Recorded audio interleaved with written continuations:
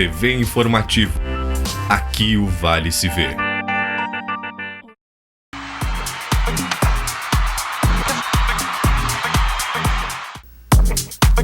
Olá, o Internacional vence o Passo Fundo e pega o Aimoré no fim de semana. O Grêmio daqui a pouco joga contra o São José. O jogo do Lajadense do fim de semana contra o Passo Fundo mudou para segunda-feira e é segunda também o dia de retorno das atividades da LAF. É agora no Papo de Boleiro.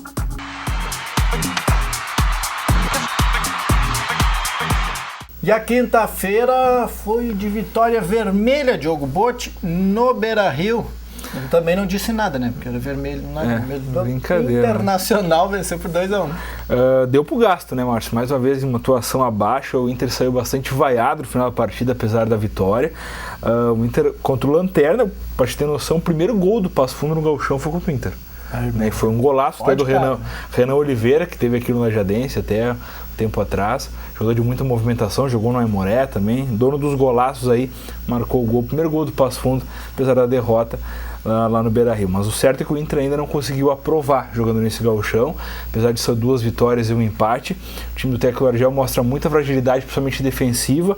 Ontem, depois do gol que ia dando a vitória, que deu a vitória, o gol do Arthur, lateral do Colorado também, num golaço de fora da área, o Passo Fundo tomou conta do jogo, chegou a pressionar, tanto que a última bola da partida foi um escanteio que o Alisson foi obrigado a fazer uma bela defesa, mas senão era o empate do Passo Fundo. Então o Inter realmente ainda não conseguiu se encontrar dentro de campo, não tem esquema, o Inter joga muito aberto, parece que o Argel ainda não encaixou a questão do meio campo, depois da saída do D'Alessandro.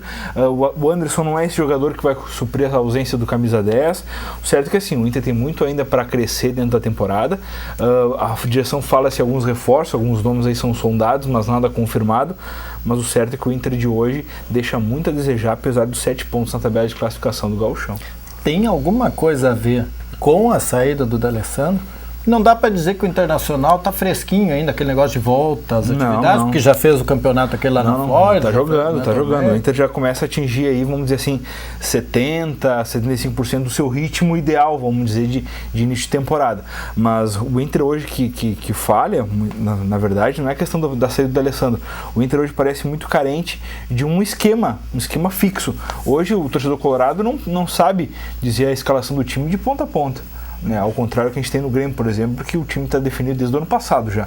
Né, chegou um outro jogador, foi acrescido, mas o resto continua a mesma coisa. O Inter tem a base, mas essa base não consegue, vamos dizer assim, dar a liga. Né, os jogadores entraram, o Inter fez algumas contratações pontuais, com o próprio Fernando Bob, mas com o ingresso desse volante, o Rodrigo Dourado, que uma das grandes revelações do futebol gaúcho no ano passado, acabou sendo deslocado numa posição que ele não está conseguindo fazer. Então, esse tipo de adaptação, vamos dizer assim, no início não está dando certo. A gente vai precisar rever seus conceitos agora nesse início, para que o Inter não possa tropeçar até antes do previsto, né, em Copa do Brasil, em Campeonato Brasileiro, vamos dizer assim. O Inter realmente tem muitos defeitos, apesar das vitórias sendo mascaradas com adversários que não indicam normalmente que dá para ser. O próprio Passo Fundo, que é o lanterna do Gauchão, né? E a tendência é que o Internacional busque mais uma vitória. Agora no fim de semana vai jogar contra o Aimoré, também outro saco de pancada. Também, outro time que não tem 0 pontos na tabela. O jogo é lá no Cristo Rei, em São Leopoldo. Onde o Lajadense ganhou. Até o Lajadense ganhou, né, pra ter ideia. O Lajadense também que não vem numa maré muito boa.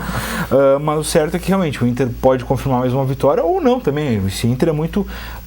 Não dá para se dizer o que dá para esperar do time do Argel. O certo é que o jogo marcado para o final de semana, jogo das 17 horas do domingo, jogo da televisão. Beleza. Bom, o Grêmio daqui a pouco vai pegar o São José. Mas por que o Grêmio jogou na quarta e já vai jogar na sexta? Diogo Botti. Libertadores, Márcio, tudo em função do planejamento, da logística da estreia gremista lá contra o Toluca no México. Lembrando que o jogo era no dia 17, o Grêmio joga hoje de noite, daqui a pouco, 19h30 na Arena, e viaja amanhã lá para o México já por questão de readaptação, questão de fuso horário e tudo mais. Então o Grêmio montou todo um planejamento aí para que os jogadores sintam o menos possível para poder estar nos cascos, vamos dizer assim, lá na partida contra o México. Nessa noite deve ter time titular, deve ter força máxima aí. A única exceção opção deve ser o Juliano, jogador que jogou na quarta-feira na vitória contra o Veranópolis, aí voltando de lesão. Ele deve ser poupado em virtude dessa partida e deve entrar o Pedro Rocha, né? Então formando ali o ataque com o Everton, com o Luan. Então o Grêmio deve ter força máxima, o que tem de melhor até que o Roger deve botar a campo nessa noite, na última partida antes da estreia da equipe principal na Libertadores. Vai dar para tirar uma febre no comparativo de dupla Grenal, né? O Internacional jogou contra esse São José, empatou 0-0, depois ganhou nos pênaltis, que era a Recopa, né? E hoje então o Grêmio pega o São José, o Internacional também jogou com o seu time principal. E o São José ganhando tem a liderança provisória. Exatamente, um jogo que vale a liderança. Um jogo curioso, Márcio. O Grêmio hoje tem 9 pontos, 3 vitórias em 3 jogos. O São José tem 7 pontos, 3 vitórias, 3 jogos, 2 vitórias e 1 empate. Quem ganhar nessa partida aí assume a liderança, caso o São José vença, pelo menos momentaneamente, né? Até a rodada do final de semana. É isso aí.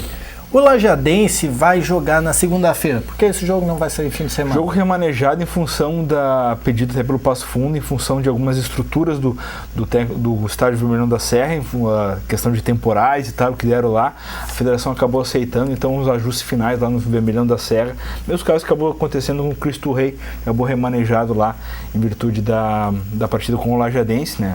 Mas isso é uma questão mais burocrática, envolvia até o corpo de bombeiros, né? Não é o caso do Vermelhão da Serra. Então o jogo transferido, um dia esse jogo aconteceria no domingo, 18 horas lá no Vermelhão da Serra, passou para segunda-feira, 20 horas, então a gente ganhou mais um dia de trabalho aí. Lembrando que a semana que vem é de folga no Gauchão em função da própria Libertadores, que inicia aí na fase de grupos. É isso aí. Bom, o Lajadense ganha mais um dia para se preparar, mas também ganha mais um dia o técnico pretão, Paulo Porto, que assumiu o lugar do Benhor Pereira no meio da semana, né? É verdade, em função do Passo Fundo, a estreia, não vamos dizer assim, dupla Grenal é sempre complicado, né? Então agora, mas realmente o Passo Fundo mostrou algumas virtudes até, e até ouvindo até os comentários do pessoal que fazia a transmissão da partida, se continuar nesse ritmo, vamos dizer assim, o que foi mostrado, a amostra do Beira-Rio, o Passo Fundo é uma equipe que não é candidata a cair, né? Apesar de hoje ter 0 pontos, com 3 jogos aí, 3 derrotas, o time do Paulo Porto aí tem muito a crescer, principalmente pelos jogadores, pelo investimento que fez. Isso a gente já cotava no início do Gauchão, que o Passo Fundo era uma das equipes que poderia brigar aí na meio de tabela, até acima de tabela. Então vamos aguardar que esse planejamento e que essa nova gestão, vamos dizer assim, do Passo Fundo com o Paulo Porto possa alavancar o time no Gauchão. É isso aí. 3 times caem ou 2 jogos? 3 times caem. 3 times. 3 times caem. Pegada, hoje estariam caindo o Cruzeiro, o Aimoré e o próprio Passo Fundo. Isso aí. E o Passo Fundo que investiu, o Veranópolis que investiu, e logo ali adiante em 10º está o Brasil de Pelotas, que é time de Série B. E tem jogado com todo mundo, né? O Brasil que essa semana anunciou a rescisão de contrato do Cleverson, aquele que passou por aqui por Lajeado, né? Foi em comum acordo, o jogador entrou em contato com a direção. A família notável. A família. Pode ser. O Cleverson já viu aquele papo de boleiro da entrevista para nós aqui na época do Lajadense. Acabou em comum acordo com a direção do Brasil, acabou rescindindo seu contrato aí. Não tem futuro definido. Muito bem. Falando em Lajadense ainda, só para dar um toque pro torcedor, que o Lajadense chegue aí com o departamento médico cheio, Márcio. Eu ia buscar o DM do Lajadense. DM do Lajadense chegue lotado. A Helena Bazerte, nossa colega do Informativo do Vale, teve lá no estádio Avezzul, e o Diego Miranda, um dos destaques da equipe, aí, o principal articulador, vamos dizer assim, do time do Rodrigo Carpegiani, também teve uma lesão e está fora da partida contra o Passo Fundo. Vem cá, vai ter jogador pra botar em campo? Tá difícil a coisa. Parece com a camiseta azul. Eu acho que nós vamos levar uns padres lá benzer, fazer uma reza, porque olha, o negócio tá feio. Tudo que tava bom nos outros anos em relação ao departamento médico, esse ano preteou da gateada. Esse ano tá complicada a coisa, não consegue uma estabilidade nem pra trabalhar, nem pra botar jogadores à disposição, né? Que coisa. Bom, falar em colocar jogadores... Tem jogador que nem estreou ainda. Imagina. Continua.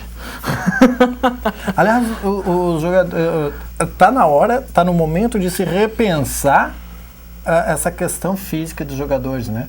Moisés agora lá no Grêmio, né? O Gabriel também, enfim, todos os jogadores se machucando. Valendo, né? O Moisés... E gurizada, né? Exatamente, gurizada nova. O Moisés teve uma felicidade enorme, né? A questão ali, até a direção do Grêmio se manifestou quanto ao o estado dos gramados, vamos dizer assim, no interior do Rio Grande do Sul, e seria um dos motivos, vamos dizer, para tantas lesões. O certo é que o Moisés tem uma infelicidade enorme aí, a questão do joelho e tal, rompeu o ligamento, realmente, fica 6 meses afastado aí, o menino aqui de Santa Clara. É isso aí. Bom, Eu ia falar que segunda-feira, né? Segunda-feira tem o jogo do Lajadense, segunda-feira também recomeçam os trabalhos na LAF do técnico Giba, Diogo. É isso aí, representação marcada para as 8 horas e 30 minutos. Logo depois da apresentação do grupo, o time já começa os trabalhos ali, questão física, para início da temporada aí, visando Liga Nacional e Série Ouro de futsal. E se você acredita que tem alguma habilidade em futsal, meu amigo, bate na porta da LAF que vai ter peneirão. Gente, falando com o presidente Alexandre Reis semana passada, já tem jogador vindo lá do Mato Grosso fazer teste nessa peneira organizada pela LAF. Lembrando, dia 16, 17 e 18 desse mês, na próxima semana, portanto, lá no ginásio Claudião, aqui em Lajeado. Então deve ter gente do Brasil inteiro aí buscando uma vaga num dos principais times do Rio Grande do Sul, por que não do Brasil? Isso aí, bom. Então não adianta só saber que a bola é redonda, tem que ter alguma habilidade de fundamento. Exatamente. E assim, quem vai fazer a avaliação é o próprio técnico Giba, o técnico do time principal. Já faz alguns anos, né? Alguns anos, 5 anos já o Giba está no comando. Beleza, então. Às 7h30 da noite, daqui a pouco, tem Grêmio e São José pelo Gauchão. No fim de semana, domingo, jogo da televisão às 5 da tarde, tem Internacional e Aimoré. E segunda-feira tem Passo Fundo e Lajadense, o jogo é lá no Vermelhão da Serra. Isso aí. Seus compromissos do esporte neste fim de semana. Nós voltamos na segunda-feira, depois do Redação Informativa. Até mais. Um abraço.